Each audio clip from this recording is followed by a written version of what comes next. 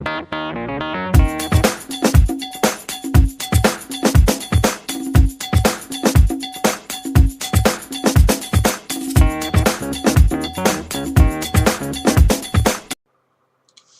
everyone, this is Speak, and I'm just here to do a little bit of a video on the fall of Naruto and Bleach.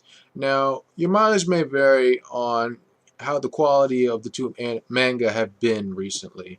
A lot of people would say they have been better. A lot of people say they could be a bit faster. A lot of people say that, they're just being trolls and they're just ridiculously drawing it out. Well, no, that's not all the way. That's not all there is to it. Time and time again, people want to get as much as they can out of specific series because each series has its own potential. And if you don't realize that potential, it can go to waste, especially from the business point of view where they could have gotten something major out of this huge cash cow and they didn't milk it for money yet. So, yeah, they don't want that milk to go sour. They don't want that milk to go to waste. They're going to milk the crap out of it. And the same goes for the authors. They want to see their work continue to grow into something, spectacular. I mean, admittedly, the war arc could have been over. The Naruto versus Sasuke battle could have been over. Like, even before like last chapter. Reason it isn't because Kishimoto wants to draw it out. Admittedly, we don't want to rush into things, but simultaneously we don't want to keep waiting forever for it. I mean, this whole war arc has felt kind of like kind of felt fillery with leading up to the battle of Naruto v Sasuke. Who will win? Well, it's obviously going to be Naruto. Maybe not. No, Kishimoto has surprised us in the past. I wouldn't be surprised if he pulls something, that's going to be spectacular. And simultaneously, that's kind of the foregone conclusion to many manga that the hero does win. And admittedly, as far as Sasuke is gone, if he won, what would happen? Honestly, though, again, you'll hear me talk about this in a lot of my vids. How is Naruto gonna be able to match Sasuke when he's tiring himself out like this? Full power, I definitely would bet on Naruto. Right now, Sasuke. I mean, it's always been that point with Sasuke because he relies so heavily on the Sharingan, and even with just the Sharingan, he has a major crutch to lean on that outranks even a lot of powerful ninjutsu, taijutsu, etc. users out there, even Kage level opponents, just because it saves his ass. I mean, you got Susanoo, is practically impenetrable warrior. What are you gonna do? So yeah. In any case, that's one of the things that I've been drawing out, the length of the war. I don't think a lot of people were kind of invested in it because these, like, sure, we get to see these characters we didn't see before simultaneously. Do we really want to? I mean, at the same time, it's just like Naruto handling everything, or small battles here and there of characters we haven't seen in a long time, and that's fine and good, but we don't just want like the one battle. We want more than one battle. Again, we're back to just Naruto doing everything, and that's fine and good, but at the same time, it's kind of dull. We want this war arc to be over because we want the major conflicts to go down. Somebody versus Kabuto, somebody versus Madara, possibly, Madara versus Toby Madara, as I like to call him. Sorry. And, Naruto versus Sasuke, again. Who's it going to go down? How is it going to go down? Those are the questions we want answered. And those are stuff we want to see. It's going to take, even the battles themselves are going to take, like, I'm estimating at least 10 chapters if he doesn't rush it. And definitely more, That's my lowest estimate right there. As for, I've been talking about Naruto. As for Bleach, Bleach has just been going really, really slow. I mean, a lot of his chapters, practically no development at all. I mean, literally, we covered a handful of chapters in the one anime episode where they're bringing it, closer to the Fullbringers. And it's easy to see that they're going to probably stick another filler in there. And that's the kind of thing that they should have done before they went to the Fullbring art, because it's just going to piss people off even more. But that's anime-wise. Manga-wise, again, little to no development chapter per chapter. I mean, he's recently stopped being so bad about that with this, like, a battle and a half per chapter, so to speak, because it'll, like, we'll get in depth in more depth in one battle, and like the other battle will be finishing or something along those lines. Or usually they'll finish at the end of the last chapter, and then we'll see, the real end result, part of the real end result in the next chapter, as well as a good insight into another fight, if not the entire fight itself. Plus, I think a lot of us already expected that the Fullbringers weren't going to be that strong. However, he's trying to play it up in this one chapter where it's like Tsukishima versus Byakuya, and then again, I'm really not concerned at all because Byakuya, even if he somehow affected Byakuya's sword, Byakuya can still just use his not kendo.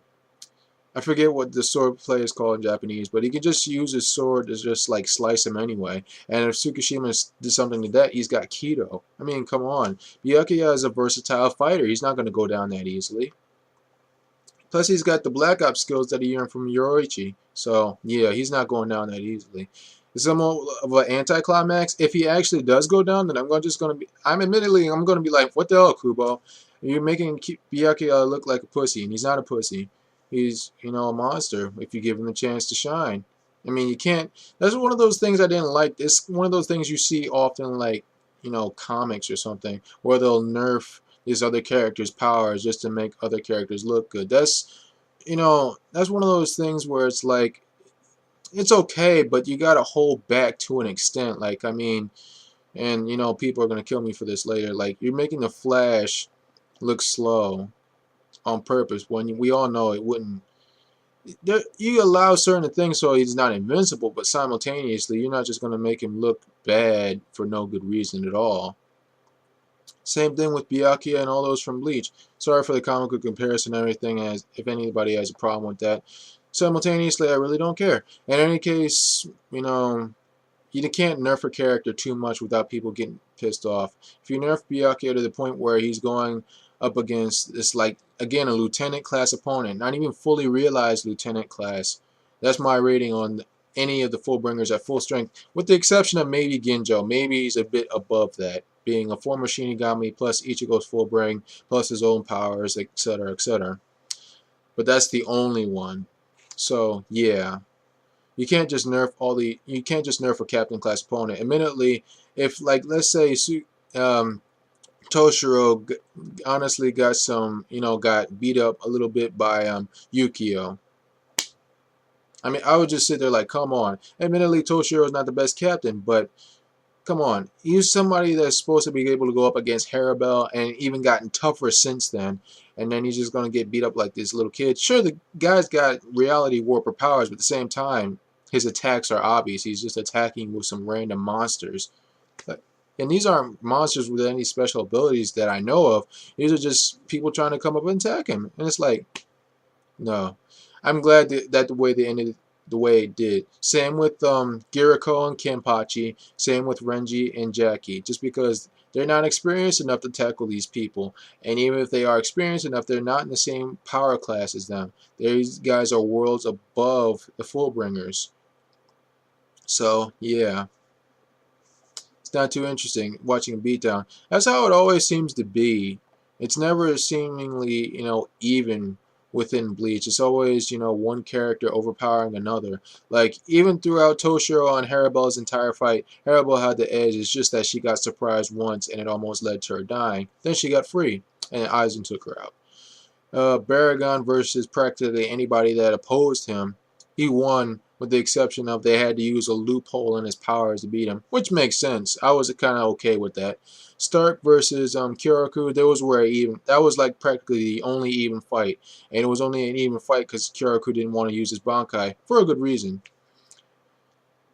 Grimmjow versus Ichigo was a kind of an even fight, but Ichigo was kind of holding back. Ulquiorra versus Ichigo, even the final round, it was even until Ulquiorra released twice, and then Ichigo went like advanced hollow form.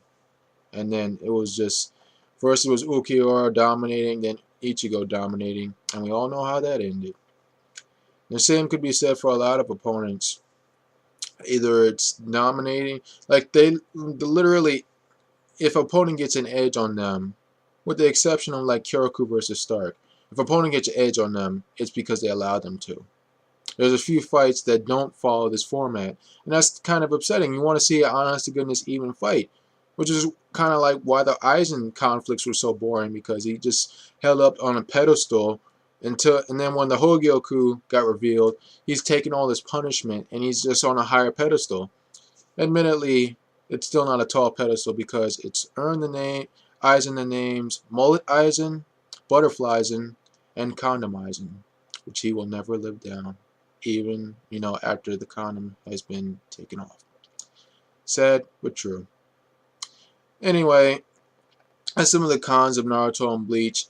There are some other ones, if you have any gripes about them, list them below. I'm a Bleach fan, I'm a Naruto fan. Not a Naruto fan, as much as some other people, but I do like Naruto. And I love Bleach.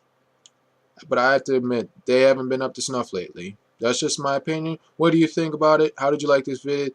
Hit comments, rate, subscribe, stuff like that below. Sorry for, just saying what you might or might not do anyway. But anyway, I'm signing off.